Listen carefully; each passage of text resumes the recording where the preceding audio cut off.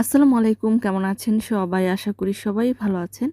যে যেখান থেকে এই ভিডিওটি দেখছেন সবাইকে শুভেচ্ছা জানাচ্ছি। আজকের ভিডিওতে জানিয়ে দেব কুয়েতের সর্বশেষ খবর।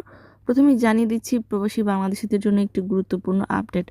প্রবাসী ভোটারদের প্রতি নির্বাচন কমিশনের একটি বিশেষ আহ্বান হলো আগামী 25শে জানুয়ারি 2026 তারিখের মধ্যে পোস্টাল ব্যালটে ভোটদান কার্যক্রম সম্পন্ন করে নিকটস্থ পোস্ট অফিসে পাঠানোর জন্য প্রবাসীদেরকে অনুরোধ করা হয়েছে।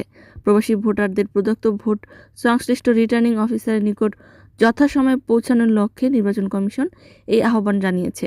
আগামী 25শে জানুয়ারির মধ্যে পোস্টাল ব্যালট পোস্ট না করা হলে নির্ধারিত সময়ে রিটার্নিং অফিসারের কাছে ব্যালট পেপার হয়তোবা পৌঁছবে না।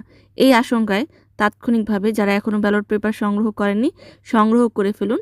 ভোট প্রদান করে স্ক্যানিং করে অতঃপর সাদা ব্যালট এবং গোলাপি কালারের ব্যালটটি সাদা খামে করে নিকটস্থ পোস্ট অফিসে পৌঁছে দিলেই হয়ে যাবে, অথবা যে পোস্ট অফিস থেকে ব্যালট পেপার সংগ্রহ করেছেন সেটিতে পৌঁছে দিলেও হয়ে যাবে। আরও উল্লেখ থাকে যে কুয়েতের পোস্ট অফিসগুলোতে ব্যাপক পরিমাণ ব্যালট পেপার জমে রয়েছে। অনেকেই কোনো রকমের ফোন পাচ্ছেন না অথবা মেসেজ পাচ্ছেন না। সেক্ষেত্রে মেসেজ বা ফোনের অপেক্ষা না করে নিকটস্থ পোস্ট অফিসে খোঁজ নিয়ে জেনে নিন।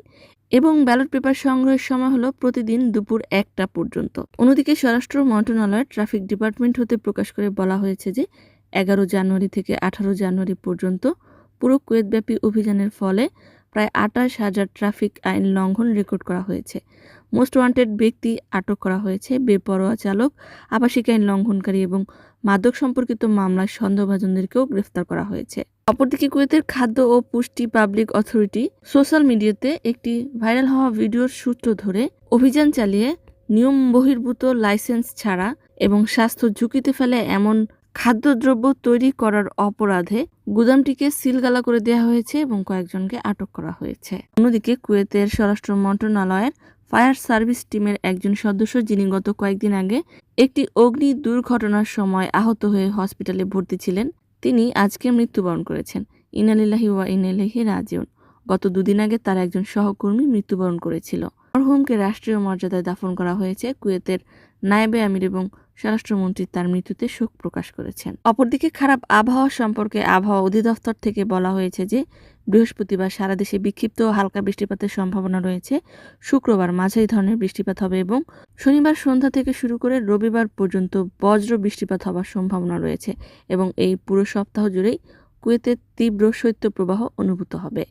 কুয়েতে সর্বশেষ গোল্ড প্রাইস হলো 1 গ্রাম 22 ক্যারেট স্বর্ণের দাম 42 দিনার 226 পয়সা। আজকের স্বর্ণের মূল্য এ যাবৎকালে সর্বোচ্চ বলে উল্লেখ করা হয়েছে। সম্মানিত ভিউয়ার্স, আজকের মতো এই ছিল আপডেট। পুরো ভিডিওটি দেখার জন্য ধন্যবাদ। এই ধরনের ভিডিও পেতে চাইলে ইউটিউব চ্যানেলটিকে সাবস্ক্রাইব করে দিবেন, ফেসবুক পেজটিকে লাইক এবং ফলো করে দিবেন। যারা পূর্বে করেছেন সবাইকে ধন্যবাদ। আজকের মতো বিদায়। আল্লাহ হাফেজ।